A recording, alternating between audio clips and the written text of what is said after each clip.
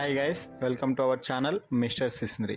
Big Boss Telugu season 8లో నిఖిల్ ఆట వీరోచితంగా ఆడుతూ ముందుకు సాగుతున్నాడు.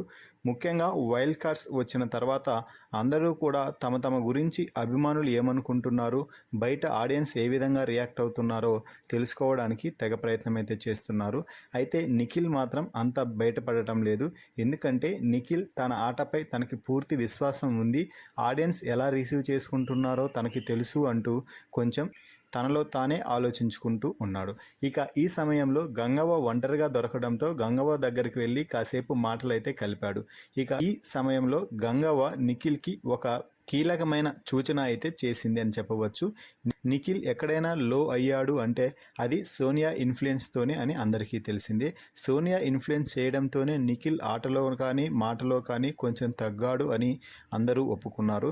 అయితే సోనియా ఎలిమినేషన్ తర్వాత నిఖిల్ మళ్ళీ తన ట్రాక్లోకి వచ్చేసాడు.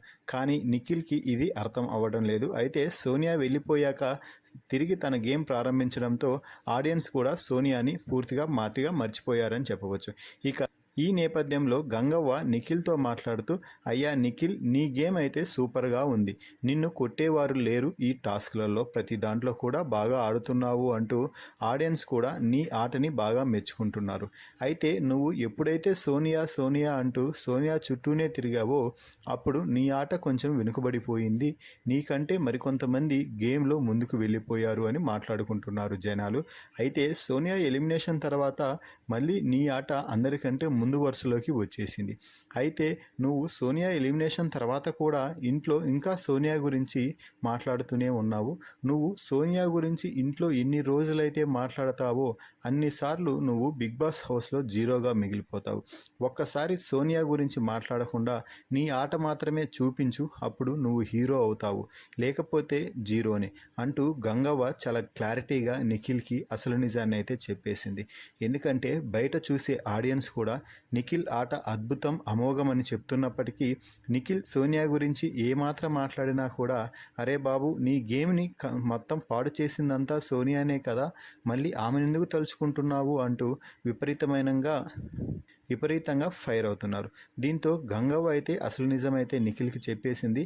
ఇక చూడాలి మరి గంగవ్వ చెప్పిన మాటల్ని నిఖిల్ ఏ మేర పాటిస్తాడు అనేది. నిఖిల్ సోనియాను వడివడిగా మర్చిపోవడానికి ప్రయత్నమైతే చేస్తున్నాడు. ఈ మధ్య కాలంలో ఎక్కువగా గుర్తు చేయటం లేదు.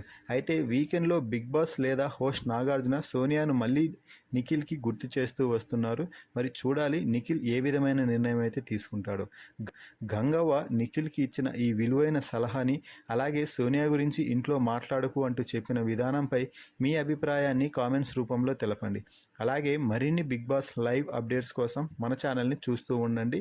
Please subscribe our YouTube channel mister సిస్నరీ.